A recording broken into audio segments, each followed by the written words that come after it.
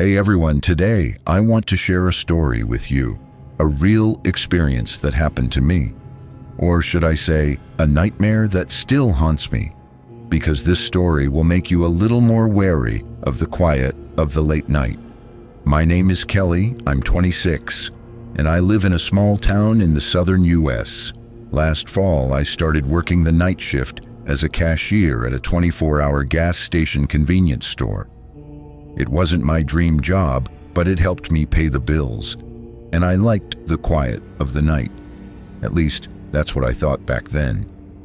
I found the job online. The job ad was simple.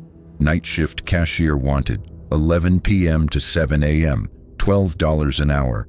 Must be comfortable working alone. I had just quit my job as a waitress at a restaurant, and I was so over the noisy customers and the endless pile of dishes.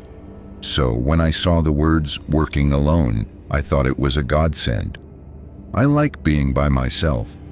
I like that pace where nobody bothers you. During the interview, the manager was a middle-aged guy named Tom. He looked exhausted with dark circles under his eyes, like he hadn't slept in days. He asked me a few basic questions, like if I could handle staying up all night and if I had a car, and then he hired me on the spot to start the next night.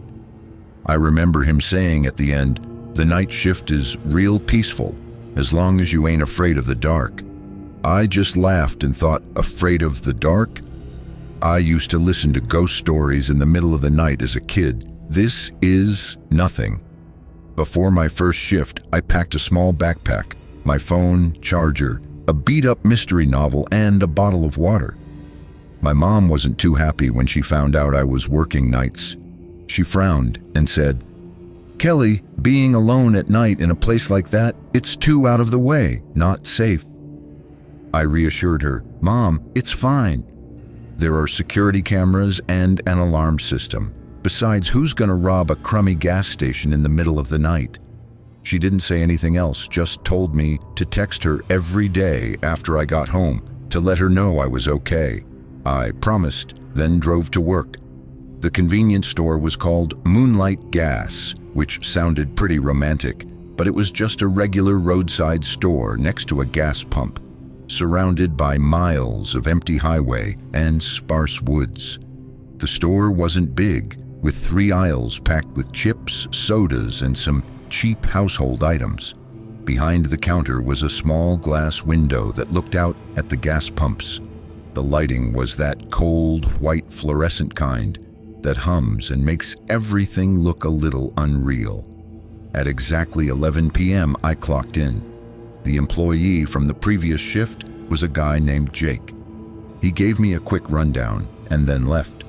Before he left, he patted me on the shoulder and said, "Don't get too bored, ain't nobody comes around much at night."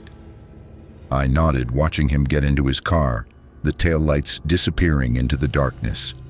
The first few hours were really quiet. I straightened up the shelves, wiped down the coffee machine that the previous shift had left, and then sat behind the counter reading my novel. The radio was playing some oldies softly, and occasionally a truck would roar past on the highway, making the glass windows rattle slightly.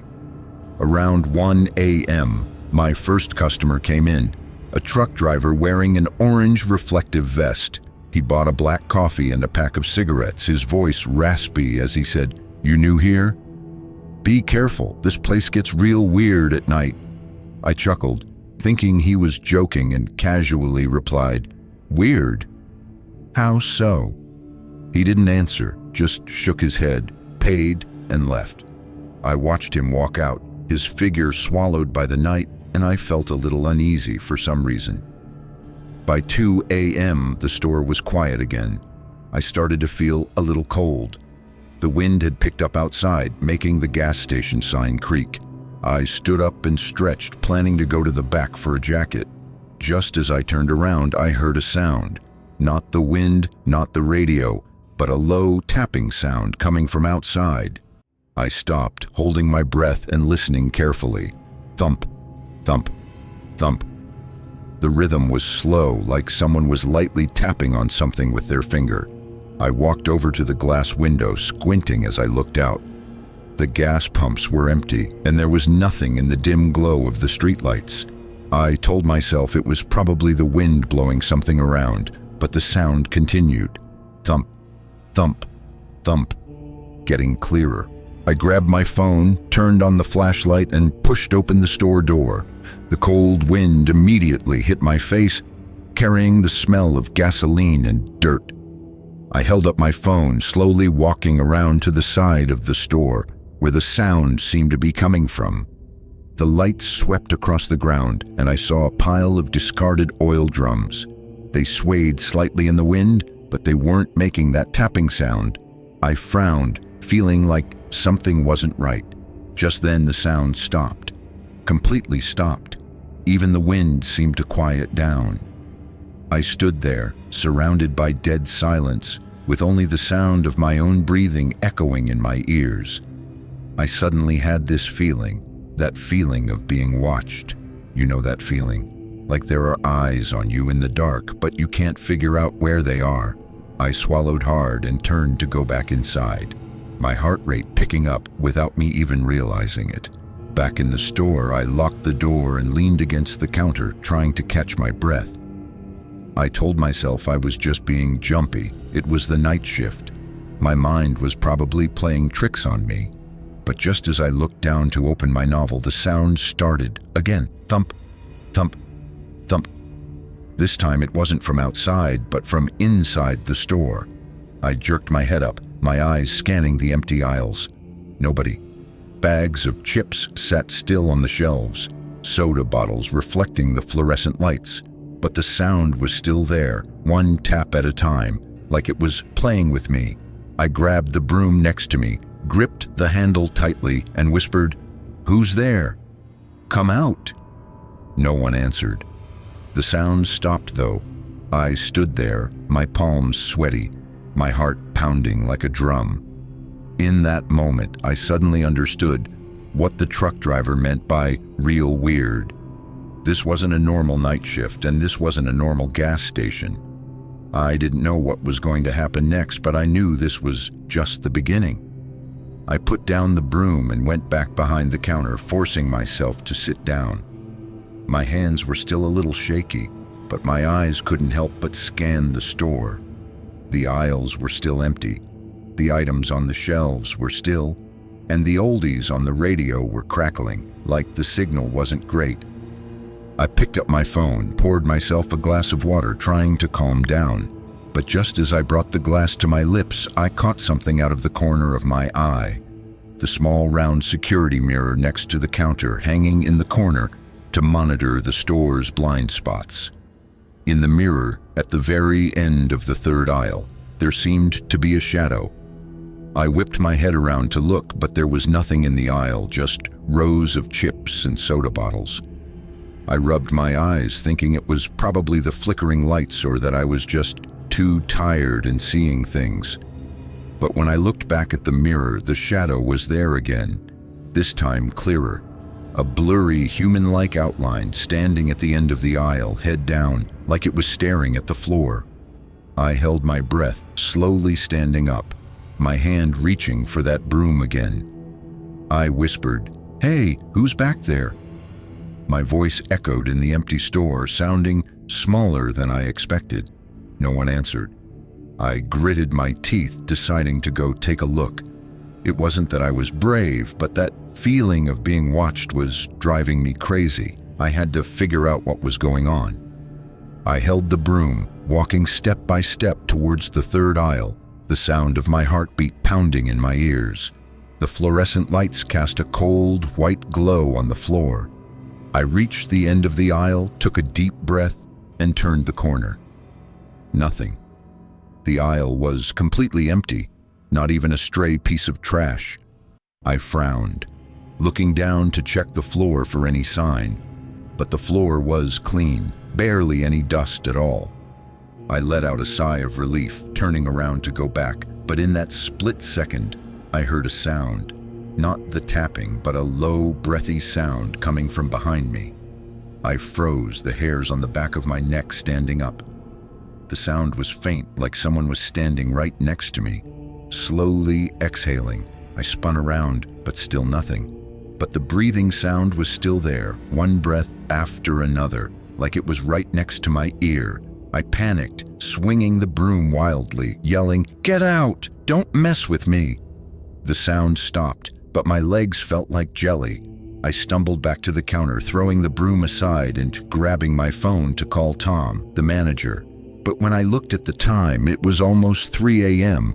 He was definitely asleep. I hesitated for a moment, then dialed his number anyway. The phone rang 3 times and then he answered, his voice groggy with sleep. "Hello?" "Kelly, what's wrong?" I tried to keep my voice steady. "Tom, there's something weird going on at the store. I'm hearing noises and I feel like someone's here." He was silent for a few seconds, then sighed. "You sure it's not just the wind? That place is old. It creaks sometimes." I said, "It's not the wind. I even saw a shadow in the mirror." He paused, his voice a little lower.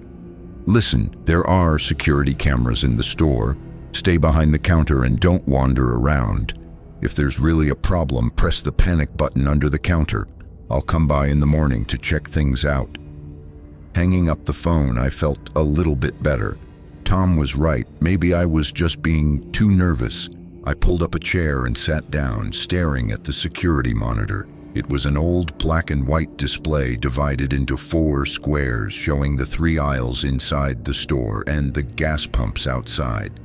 The screen was a little fuzzy and it would occasionally flicker with static. I stared at it for a few minutes. Everything seemed normal. The aisles were empty and outside at the pumps, only the wind was blowing, swirling a few dead leaves around.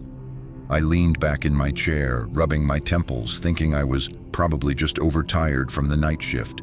But just as I was about to look down and take a sip of my water, a dark shadow flashed across the screen. So fast it was like a hallucination, in the frame showing the 3rd aisle. I sat bolt upright, my eyes glued to the screen. That square went back to normal, but I was sure I hadn't imagined it. I switched to the playback, rewinding to just a moment ago. The footage slowed down, and my heart leaped into my throat. Yes, there was something there. A blurry shadow sliding from the left side of the aisle to the right, like it was walking but moving unnaturally fast. I gasped, my fingers trembling as I replayed it again. This time I saw it more clearly. The shadow had a head and shoulders like a person, but it had no face, at least not in the black and white footage. I couldn't make out any features. My mind was racing. What was going on? There was nobody in the store I had just checked. I grabbed my phone and took a picture of the monitor screen, sending it to Tom with the message, "Take a look at this, I'm not crazy." He didn't reply immediately, and I didn't expect him to. I put my phone down, staring at the screen, my fingers unconsciously reaching for the panic button under the counter. It was a small red button that would connect directly to the police station if pressed. I hesitated, wondering if I'd look like a fool if it was just a prank or a malfunction. Just then, the store lights flickered, not going completely out, just that kind of unstable voltage flicker. The radio also skipped, the music turning into a burst of harsh static. I looked up at the ceiling. The lights went back to normal, but the static was still there, like someone was messing with the tuning. I stood up and walked over to the radio, wanting to turn it off. But just as I touched the switch, a sentence suddenly came out of the static. "Kelly." The voice was low and deep, like it was coming from far away. My hand froze in midair, my whole body feeling like it was frozen. The voice spoke again. "Kelly, ... This time it was clearer, like a whisper right in my ear. I slammed the radio off, backing away towards the counter, gasping for breath. In that moment, I knew this wasn't a hallucination, and it wasn't rats. There was something in this place, or someone playing a game with me that I didn't understand at all. I heard the whisper from the radio calling my name. In that moment, I was completely stunned, my hands and feet ice cold, like I was nailed to the spot. I turned off the radio, backed away to the counter, my heart pounding like crazy. I didn't know what that voice was. A prank, a malfunction, or something worse. All I knew was I didn't want to be there anymore. I grabbed my phone and looked at the time, 3:15 a.m., still over 4 hours until sunrise. I glanced at Tom's reply. He had finally texted back, "That monitor looks weird. I'll be there in the morning. You okay?"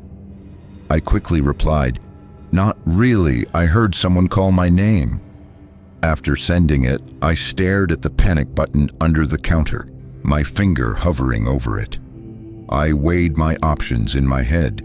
If I pressed it now, the police might think I was overreacting, but if I didn't, could I really make it until dawn, alone in this place? Just as I was hesitating, the bell above the store door jingled. Ding-a-ling, a sound as sharp as a knife slicing through glass. I whipped my head up and saw a man walk in. He wasn't tall, maybe 5'6", wearing a gray hoodie pulled low over his head, obscuring half his face. His jeans had several rips and his shoes were covered in mud, like he had just trekked through something. His hands were shoved in his pockets, and he walked slowly towards the counter, his head down. I forced a professional smile and said, "Welcome, can I help you with anything?" He didn't look up or say anything, just stood there staring at the floor. I felt a knot forming in my stomach. My voice was stiff as I asked again, "Sir, what can I get for you?" He finally moved, lifting his head to reveal a pale face. His eyes were small and dark, like two deep holes, and a strange smile played on his lips, like he was holding something back. I took a half step back, my hand unconsciously reaching for the panic button. He spoke, his voice raspy like his throat had been rubbed with sandpaper. "You alone here?" My stomach dropped. My gut told me not to tell the truth. I lied. "No, my coworker is in the back stocking." He nodded, his smile widening like he didn't believe me. He pulled a crumpled $5 bill from his pocket, tossed it on the counter and said, "Give me a pack of smokes, any brand." I quickly turned around, grabbed a pack of Marlboros from the shelf, scanned it, and made change, my movements as fast as if I were running for my life. I pushed the cigarettes and change towards him, saying, "Here you go, thanks for stopping by." He didn't take them right away, but instead stared at me, his gaze making me feel like I was stripped bare. I whispered, "Anything else you need?" He shook his head, slowly saying, "Your name's Kelly, right?" My mind went blank, like I'd been struck by lightning. How did he know my name? I wasn't wearing a name tag, and my name wasn't written anywhere on the counter. I tried to act calm, but my voice was shaking badly. "You've got the wrong person." He chuckled, his voice low. "No, I heard it." With that, he grabbed the cigarettes, turned, and walked out. The bell above the door jingling again, the sound grating on my ears. I watched him walk out of the store, his figure disappearing into the darkness, before I dared to breathe. But my hands were still shaking, and my mind was filled with those words. I heard it. What did he hear? The voice on the radio, or something else? I locked the door and ran to the monitor, wanting to confirm that he was really gone. On the screen, the gas pumps were empty, only the wind blowing, swirling a few pieces of paper. I switched to the inside view, replaying the footage from just now. In the video, he was standing at the counter, looking down at the floor. Then he looked up at me, that smile on his lips looking even creepier in black and white. But one frame made me stop. As he turned to leave, the camera caught his hand, slipping out of his pocket, and it wasn't holding cigarettes, but a small object that glinted in the light, like a knife. I gasped, my heart pounding like it was about to explode. It wasn't a mistake, he had a knife. I immediately called Tom again. This time he answered quickly, his voice a little frantic. "Kelly, what's wrong now?" I blurted out. "Someone just came in, asked if I was alone, knew my name, and he had a knife." Tom was silent for a few seconds, then said, "You press that panic button right now." "I'm on my way." I didn't hesitate any longer, my fingers slamming down on the red button. The piercing sound of the alarm instantly filled the store, like it was going to tear the roof off. I huddled behind the counter, staring at the door, praying the police would get here fast. The alarm blared for about 2 minutes before red and blue lights finally flashed outside. A police car pulled up next to the gas pumps and 2 officers walked in. One tall, the other short and stocky, both holding flashlights. I unlocked the door and stammered out what had just happened. The tall officer, who introduced himself as Roberts, frowned and asked, "You're sure he said your name?" I nodded. "Absolutely sure. He even said, 'I heard it.'" The short, stocky one, Sanders, checked the monitor, his brow furrowed as he said, "This guy looks like trouble. We need to check the traffic cameras outside, see if we can find him." They told me to stay inside and not move, then went out to search the area. 10 minutes later, they came back in. Roberts said, "Nobody outside. There are some footprints, but the wind's blowing too hard. The tracks aren't clear. You're not staying here tonight. We're going to take you down to the station to give a statement." I nodded, grabbing my backpack, my hand still shaking. Sanders patted me on the shoulder and said, "Don't worry, we'll keep an eye on this place." But I didn't see much reassurance in his eyes. As we walked out of the store, I glanced back. The fluorescent lights were still humming, and the security mirror behind the counter reflected the empty aisles. But just as I turned my head, I swear I saw a shadow flicker in the mirror. Not the police, not me, but that hunched-over, blurry figure.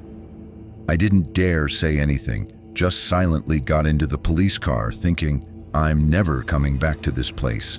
But I was wrong. That was just the beginning of the nightmare.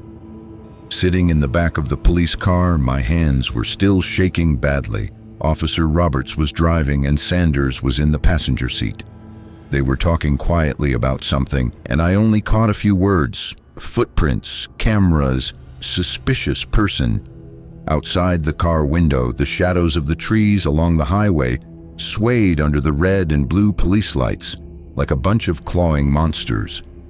I stared at my hands, my mind filled with the image of that man's face, those black hole eyes, that eerie smile, and what he said, "I heard it."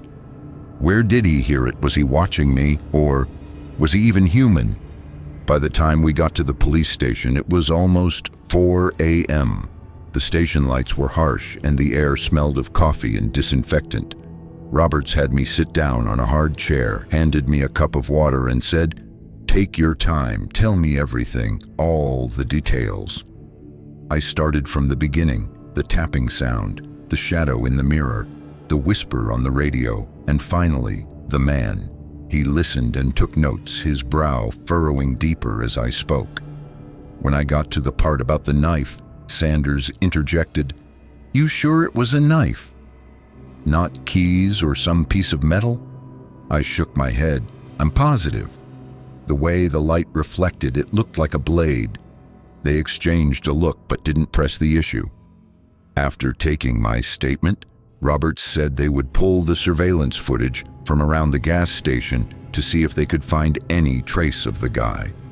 He told me to go home and get some rest and that they would contact me the next day.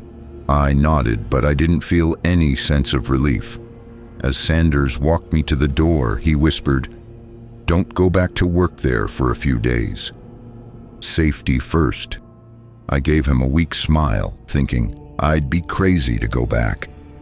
I called Tom and told him what happened that night. He said, "Oh my God, Kelly, I had no idea. You just rest. I'll go check things out at the store tomorrow." He sounded genuinely concerned, but I wasn't in the mood to comfort him. After hanging up, I called a rideshare to take me home. The driver was a quiet, middle-aged man who didn't say a word the whole way. I leaned against the car window, staring blankly at the night outside. When I got home, I locked the door, checked every window, and closed the curtains before I dared to breathe.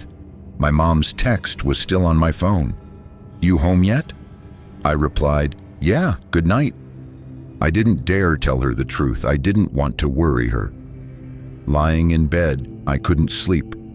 Every time I closed my eyes, that man's face would appear, along with the voice from the radio, "Kelly." I tossed and turned, finally getting up and turning on the light, sitting on the couch and staring at the ceiling.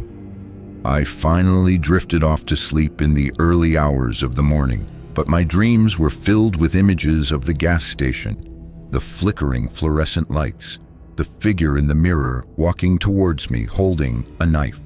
The next day around noon, Tom's call woke me up. His voice was urgent. "Kelly, are you home? I just got back from the store and there's something I need to tell you." I rubbed my eyes, still groggy. "What is it?" he said. I looked at the security footage. After that guy left last night, he came back. My heart sank and I was wide awake. "What do you mean?" Tom paused. Around 4:30 a.m., after the police left, he showed up at the gas pumps again. He just stood there for 10 minutes, then left. And I also found something behind the store. My hand holding the phone started to shake. "What is it?" he said. "A bunch of cigarette butts and a plastic bag with some weird notes inside." I didn't touch anything. I already called the police. My mind was buzzing. That man hadn't just left. He had come back. What did he want? I stammered, "Tom, I'm done. I can't do this job anymore." He sighed. "I understand, really. Don't worry, I'll take care of everything." After hanging up, I sat on the couch, staring blankly. The sun was shining brightly outside, but I didn't feel safe at all. I decided to go to the police station to ask about the progress and also return my work badge to Tom. At 2 p.m., I drove to the station. Roberts was at the front desk drinking coffee, and he looked a little surprised to see me. "Kelly, what are you doing here?" I repeated what happened last night and what Tom had told me. He frowned. He went back. "We didn't find any trace of him last night, and the traffic cameras were down." My heart sank. "So what happens now?" he said. "We'll go back to the scene and take a look. Those cigarette butts and notes might be a clue. Don't worry, we'll keep an eye on things." I nodded, but I didn't feel any reassurance. Leaving the police station, I called my friend Amy. She was my roommate in college and lived not too far away. I needed someone to talk to, or I was afraid I would break down. Amy knew something was wrong as soon as she heard my voice. "Kelly, what's wrong? You sound terrified."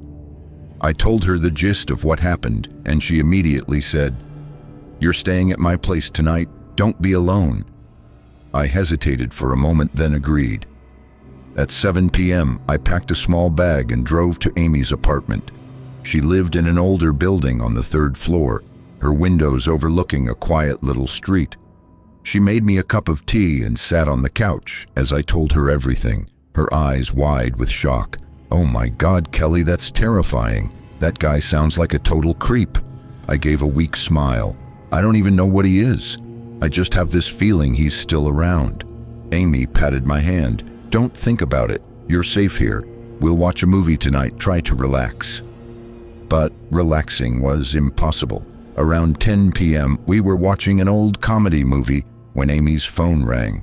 She answered it, and her face suddenly changed. "What?" "Okay, I understand." She hung up and turned to me, her voice a little shaky. "That was our neighbor downstairs. He said he just saw someone loitering on the street, outside the apartment building, wearing a gray hoodie and holding something in his hand." My heart sank. "A man?" She nodded. "Yeah, a man." I rushed to the window, pulling back the curtains to look down. Under the streetlights, a figure stood on the sidewalk, head down, hands in his pockets. The gray hoodie, the ripped jeans. It was him. I gasped, turning to Amy. "It's him, that man." Her face went white. "Are you sure?" I nodded, already grabbing my phone and dialing 911. "There's a man following me. He's downstairs." The dispatcher on the other end told me to stay calm and that the police were on their way. Amy and I huddled behind the couch, staring out the window. The figure didn't move, just stood there like he was waiting for something. A few minutes later, the sound of sirens grew closer. He finally moved, turning and walking into the alleyway next to the building, disappearing into the darkness. By the time the police arrived, he was gone. But I knew he wasn't far. He was still watching me. After the police left, Amy pulled me down to sit on the couch, handing me a glass of water. "Kelly, you have to press charges. Get this guy taken care of." I gave a weak smile. "I did, but they can't find him. The cameras are down, the footprints didn't help. He's like a ghost." Amy frowned. "So what are you going to do?" "You can't just live like this," looking over your shoulder. I looked down at the glass in my hand, my mind a mess. I didn't want to run anymore. I wanted to figure out what was going on. In that moment, I decided I was going back to take a look at those things Tom mentioned. The cigarette butts and the notes. Maybe there was a clue in there that could tell me who this man was and why he was fixated on me. The next morning, I called Officer Roberts and asked if he could accompany me back to the gas station to pick up a few things.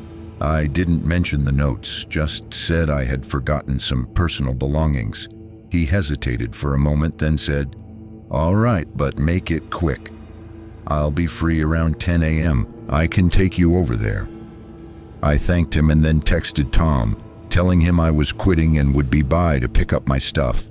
He replied quickly, "No problem, I'm at the store anyway. The police are still investigating yesterday's incident." At exactly 10 a.m., Roberts picked me up in his patrol car and drove me to Moonlight Gas. In the daylight, the place didn't look as scary, but the thought of what happened last night still sent chills down my spine. Tom was standing by the door holding a cup of coffee, and he forced a smile when he saw me. "Kelly, you okay?" I nodded, not saying much. Roberts followed me in, glanced around, and said, "Let's make this quick." I walked into the store, pretending to gather some things from under the counter, but my eyes were on Tom. "Where are those cigarette butts and notes you mentioned?" He pointed towards the back. "In the storage room. I didn't touch them, waiting for the police to take them." While Roberts was checking the security monitors, I slipped into the storage room. It was a small, cluttered space with a musty smell. In the corner, there was a plastic bag filled with something. I crouched down and carefully opened the bag. A strong smell of stale tobacco hit me. Inside, there were indeed a dozen or so cigarette butts, the filters stained yellow. There was also a stack of crumpled notes tied together with a rubber band. I untied the rubber band and unfolded the first note. Scrawled across it were the words, "Kelly 11-7, alone." My heart sank. That was my night shift schedule. I looked at the second note. She heard it. The third one was even shorter. "Mirror." My hands were shaking badly.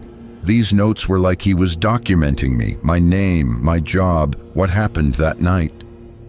I forced myself to stay calm, stuffing the notes into my pocket and grabbing a few cigarette butts, putting them in a small plastic bag.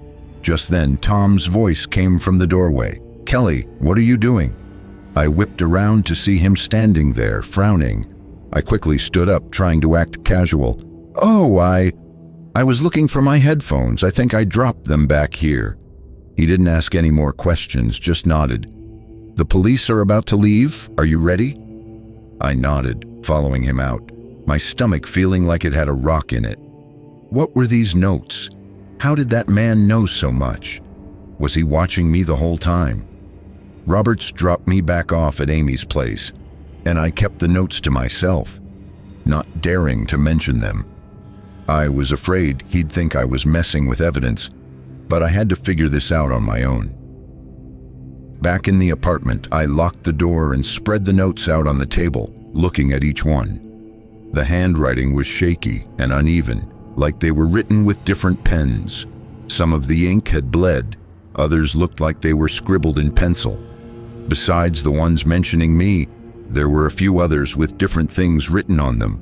Lights flicker 3:12. Sound 2:45. She ran. These times and events matched exactly what I had experienced that night. My scalp tingled with fear. He wasn't just following me, he was recording my every move. I grabbed my phone and took pictures of the notes, sending them to Amy. She was at work, but she replied immediately after seeing the photos. "Oh my God, Kelly, this is insane. You have to tell the police." I replied, "I will, but I want to figure out what he's doing first." She sent back an angry emoji. "Are you crazy? Don't take any risks." I didn't reply, looking down at the last note. It only had 2 words: tonight. My heart skipped a beat. Today was tonight. What was he going to do? At 5 p.m., Roberts called. "Kelly, we checked the DNA on those cigarette butts. No matches in the system. This guy might be a first-timer or he just doesn't have a record." I said, not mentioning the notes. He continued, "We'll have officers patrolling your area tonight, don't worry." I thanked him, but after hanging up, I didn't feel any peace of mind. If he knew I had moved to Amy's place, what would happen tonight? At 8 p.m., Amy got back from work, finding me sitting at the table staring blankly. She frowned. "What's wrong?" I handed her the notes. Her face went white as she read them. "Kelly, this isn't a joke. You need to leave. Go to my parents' place. They live out in the country. He won't find you there." I shook my head. "I can't bring this trouble to them. I have to deal with this." She got agitated. "Deal with it? How are you going to deal with a lunatic?" I didn't answer, just silently gathered the notes. At 10 p.m., the apartment was eerily quiet. Amy was asleep, but I sat in the living room staring out the window. The streetlights cast a dim glow and the street was empty. I clutched my phone, my palms sweaty. Just then, I heard a faint sound from downstairs. Click, like metal hitting metal. I held my breath and walked over to the window, looking down. In the alleyway, the figure in the gray hoodie appeared again. He stood there, head down, holding a small knife in his hand, the blade glinting under the streetlight. He slowly looked up, towards my window. I recoiled, my heart pounding like it was going to burst out of my chest. He was here. Tonight, he was really here. I backed away towards the couch, my hands shaking so badly I could barely hold my phone.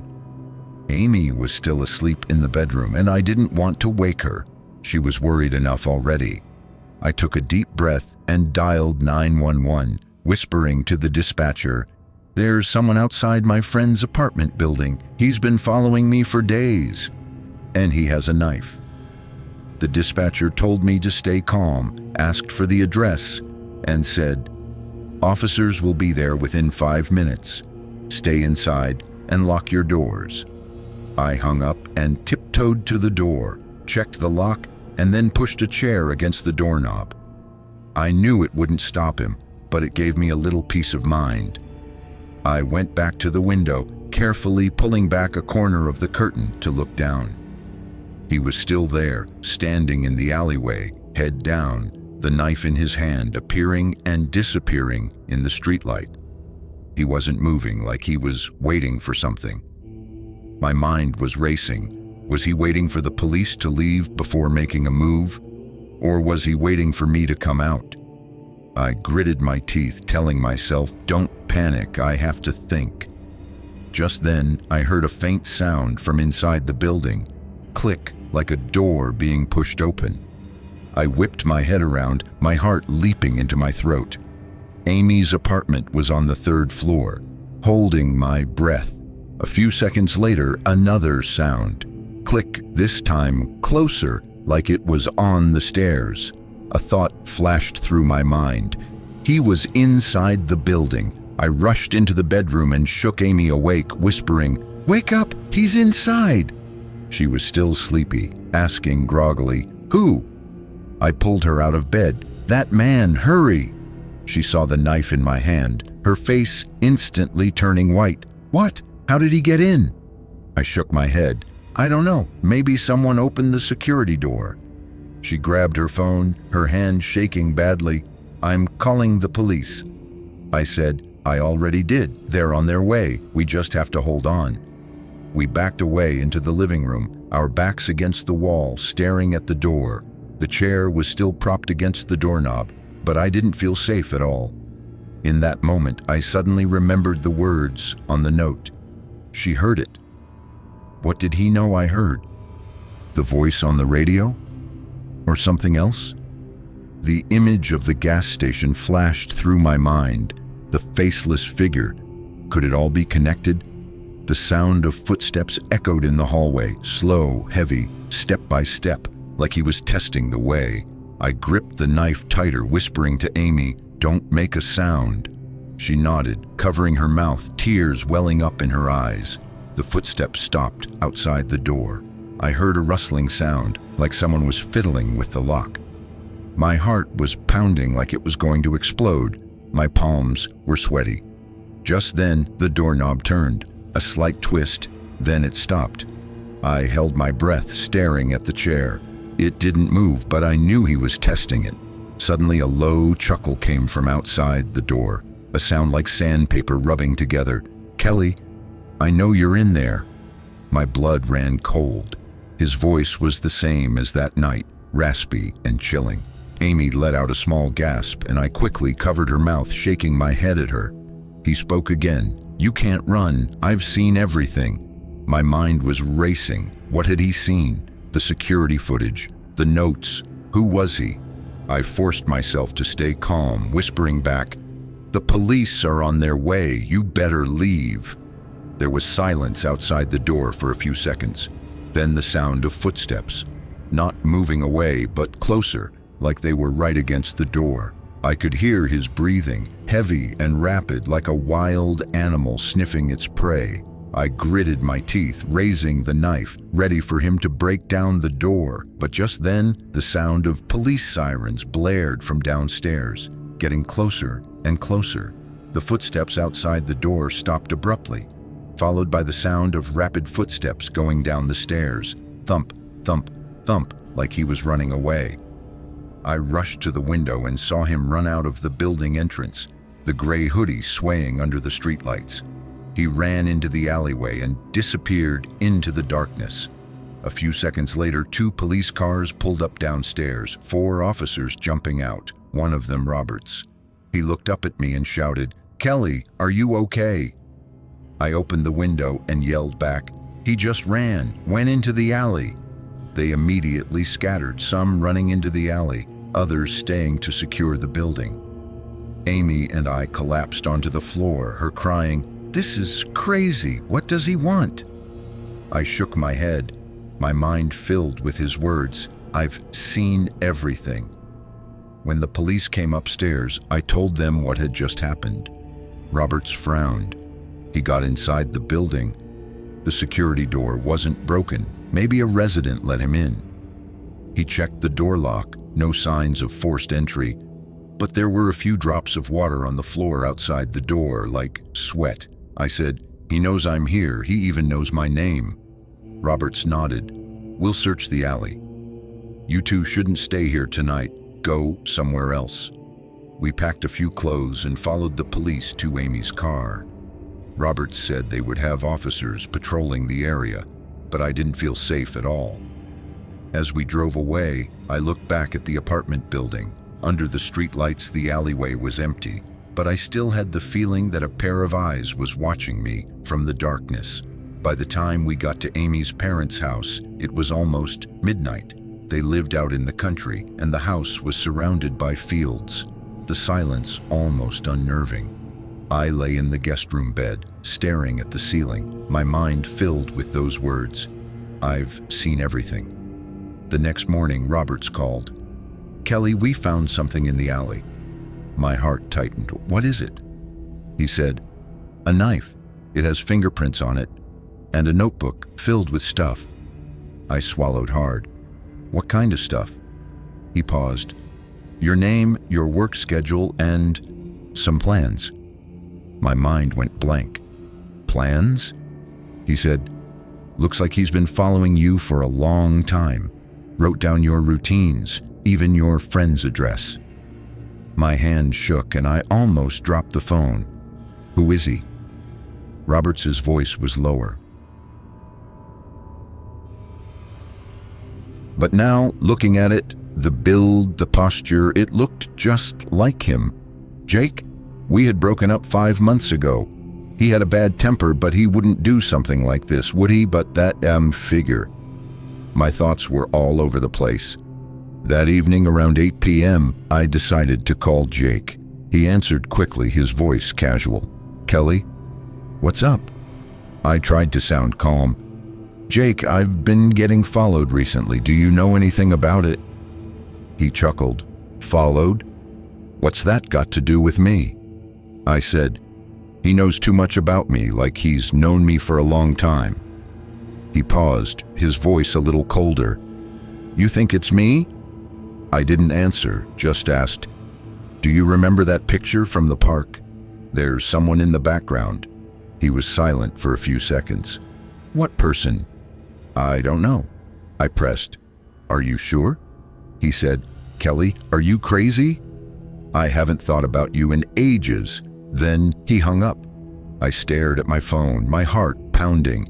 Jake's reaction was too strange. I opened the photo and zoomed in. The figure in the background seemed to be holding something like a phone, taking a picture of me. A chill ran down my spine. If it was him, why would he do this? Revenge or something else? I decided I would go talk to Jake in person tomorrow. At 11 p.m. that night, I lay in bed, the wind howling outside. Just as I was drifting off to sleep, my phone rang. A text message from an unknown number. "You shouldn't have made that call." I sat bolt upright, my heart skipping a beat. He knew I had called Jake? How did he know? I rushed to the window and pulled back the curtains. The fields outside were pitch black, but in the distance, in the shadows of the trees, I thought I saw a gray figure flash by. He was out there, watching me. I barely slept that night. The text message was like a thorn in my side. I kept looking at it, my hands shaking. How did he know I called Jake? Was he listening to my calls, or had Jake told him something? I put my phone on silent and huddled under the covers, but the sound of the wind outside seemed to whisper my name. I told myself, I can't wait any longer. Tomorrow, I'm going to confront Jake and figure out what's going on. At 6 a.m., just as dawn was breaking, I got up and texted Officer Roberts, telling him about the text message and my suspicions about Jake.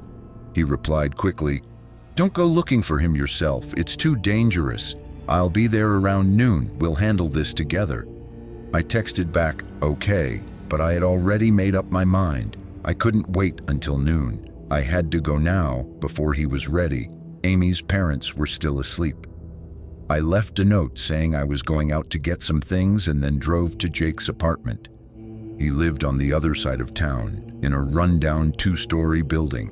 It was 7 a.m. when I arrived. The sky was a hazy gray, and there was a damp, cold mist in the air. I knocked on the door, my heart pounding like a drum. No answer. I knocked a few more times, and finally, I heard footsteps inside. The door opened, and Jake stood there, groggy with sleep, his hair sticking up like a bird's nest. He frowned when he saw me. "Kelly, what are you doing here?" I stared at him, my voice hard. "We need to talk. That guy who's been following me, do you know him?" He blinked, then scoffed. "Are you still on about that? I told you it has nothing to do with me." I didn't back down, pulling out my phone and opening the picture from the park, pointing to the figure in the background. "Who is this? Don't tell me you don't know." He glanced at it, his face changing slightly, but he quickly recovered. "How should I know?" "Just some random person." I said, "A random person who's been following me for 6 months? Who knows my night shift schedule and has a whole notebook full of stuff?" His eyes flickered and he said in a low voice, "You're crazy, Kelly." "I don't have time for this." He started to close the door, but I pushed against it. "Jake, if you don't tell me, I'm calling the cops right now and telling them you're involved."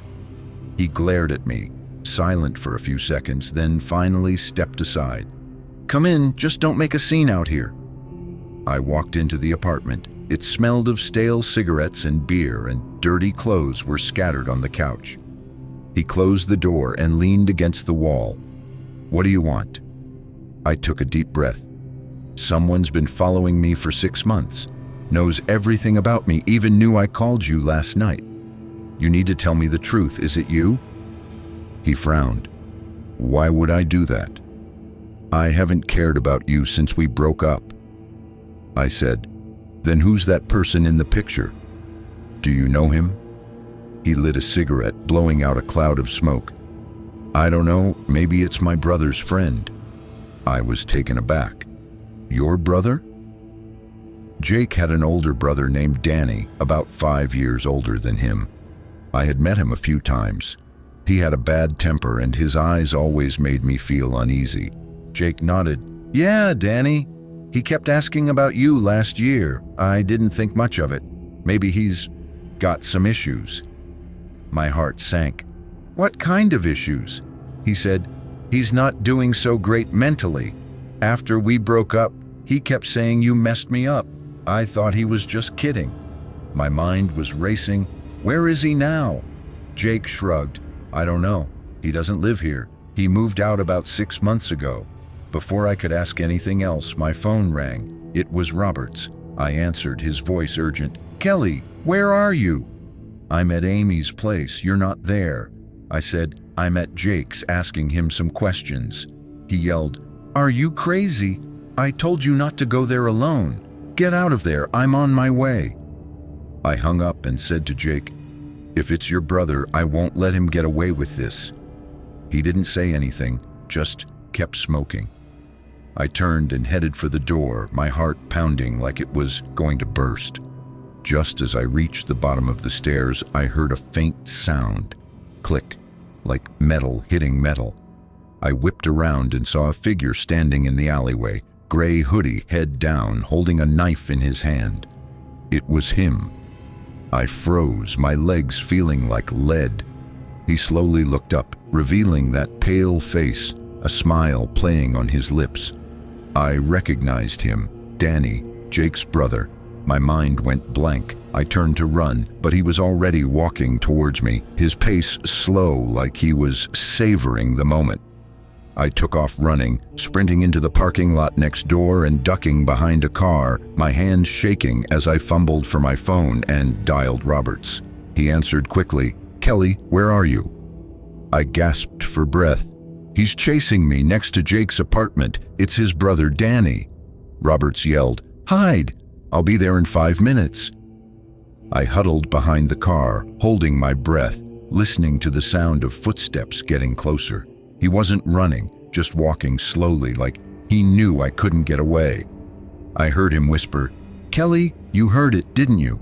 I have to end this." Just then, the sound of sirens wailed, red and blue lights cutting through the mist. He stopped, and I heard him curse under his breath before taking off running into the alleyway. I collapsed on the ground, gasping for air, until Roberts's car screeched to a halt in front of me. He jumped out and helped me up. "Are you okay?" I nodded, my voice trembling. "It was him, Danny." Roberts frowned. "We'll get him. Get in the car." After that day, the police found Danny's car outside of town. Inside, there were more notes and photos, all of me. He was arrested, but during the interrogation, he only said one thing. She heard something she shouldn't have. No one ever figured out what he meant. The voice on the radio remained a mystery. The doctors said he had schizophrenia and might have fixated on me as part of some delusion. The case was closed, but I didn't feel safe. Now, I've moved away from that small town and changed jobs. But every time it gets late at night, I still hear the wind sound like it's calling my name. I don't know if it's real or just my imagination. What would you do? Trust your gut or pretend you didn't hear it? Leave your thoughts in the comments below. Thanks for watching, and I'll see you next time, if I dare to tell another story.